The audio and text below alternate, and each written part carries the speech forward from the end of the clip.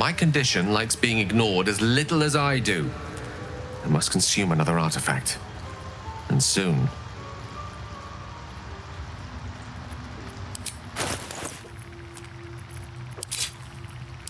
Thank you.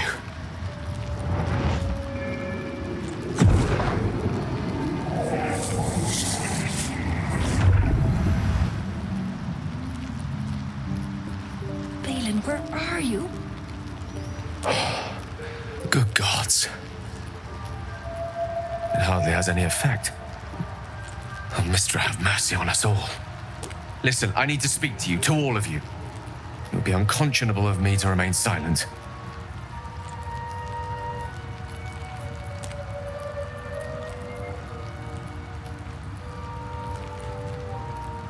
I appreciate it greatly, but I can no longer keep you in the dark.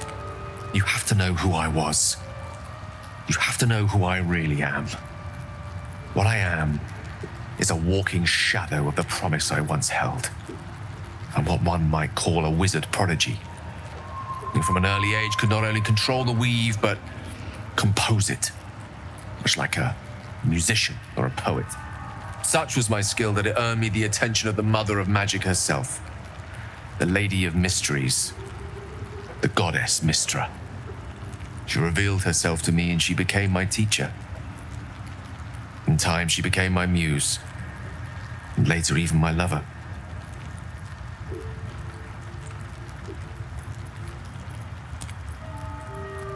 Oh yes, we enjoyed each other's company, body, mind, and soul.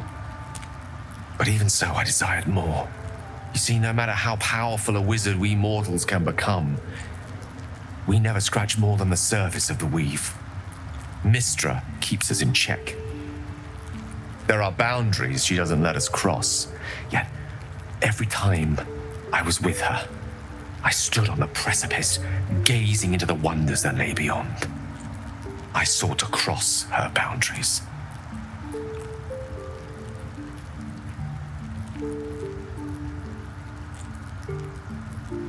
Though not, I think, my methods. I tried to convince her. I pouted. I pleaded. Swore my ambition was only to serve her better. She only smiled and told me to be contented. But inconceivable as it seems to me now, I shared a bed with a goddess, and yet I wasn't satisfied. So I sought to prove myself worthy to her instead. We come now to the crux of my folly. Shall I share the story behind it, or would you rather head straight to its sordid finale?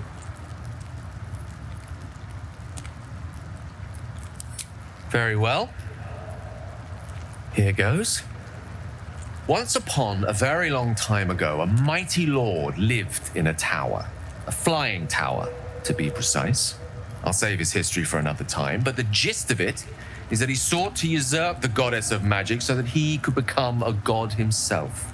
And he almost managed, but not quite. And his entire empire, Netheril, came crashing down around him as he turned to stone. The magic that was unleashed that day was phenomenal. Roiling like the prime chaos that outdates creation. Even the weave itself could not withstand the onslaught. It fractured, then shattered, and all magic was lost to the mortal realms until the day Mystra returned. She restored the weave, reuniting all its scattered shards. Or so I thought. Until, in the course of my studies, I learned of a book. A Netherese tome in which a piece of the fractured weave had been sealed beyond her reach. What if, I thought, what if, after all this time, I could return this lost part of herself to the goddess?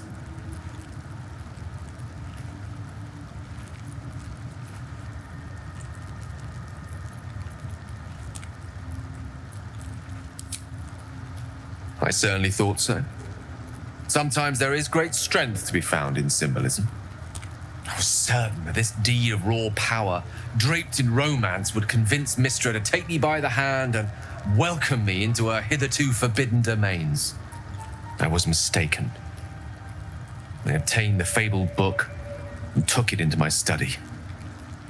As for what happened next, here, place your hand over my heart. Let me show you.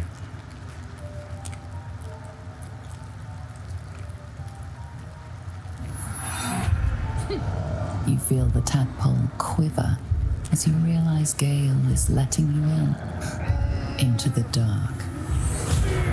You see through Gale's eyes, staring down the corridors of a dread memory. A book, bound, and suddenly opened. Inside there are no pages, only a swirling mass of blackest weave that pounces. Its teeth, its claws, it's unstoppable as it digs through and becomes part of you. And God says it ever hungry.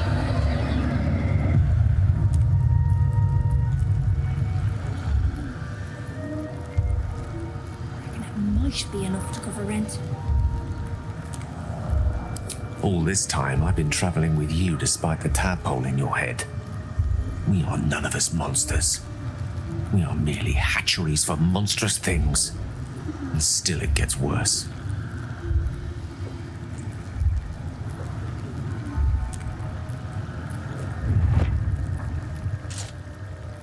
This netherese blight, this orb, for lack of a better word, is balled up inside my chest.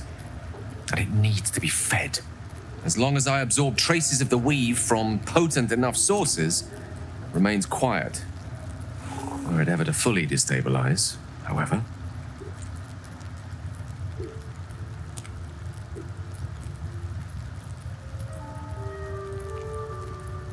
Rather worse, actually. I will erupt.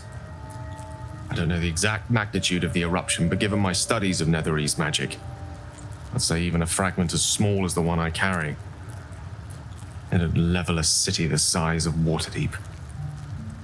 You thrice-damned rotten bastard. You've been the greatest threat to our lives all this time.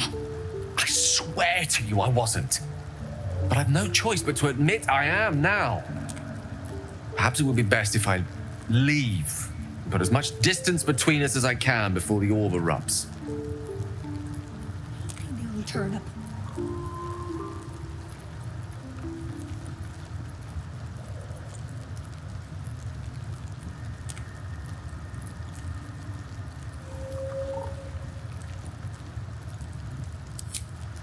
Every waking moment. Every dreaming moment, too. But there was no way out. All of this. It must feel like a betrayal. Say the word, and we'll part ways.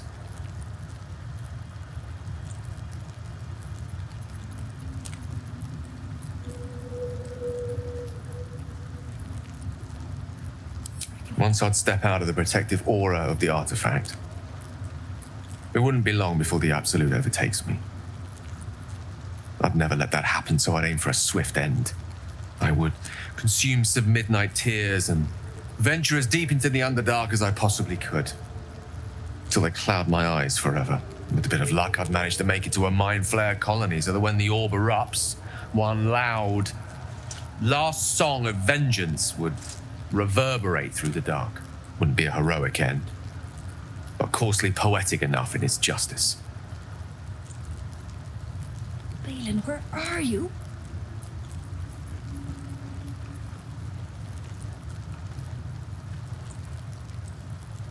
You'd even consider letting him stay. We must be rid of this menace.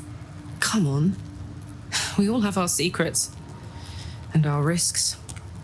If Gale leaves, we might as well disband completely.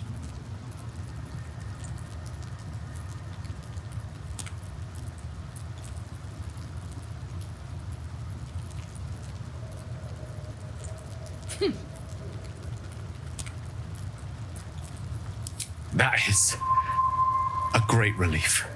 Oh, a great relief indeed. You truly are a soul that steals my own. From all my new rallied heart, I thank you. I thank you all. I understand if you stand against me. I'm humbled if you stand with me. Either way, I will do my best not to let you down. I stand at a precipice, But if you do not give up hope, neither shall I. I'll fight. I'll resist as long as I can. Now, even I am tired of the sound of my own voice. Let us venture forth.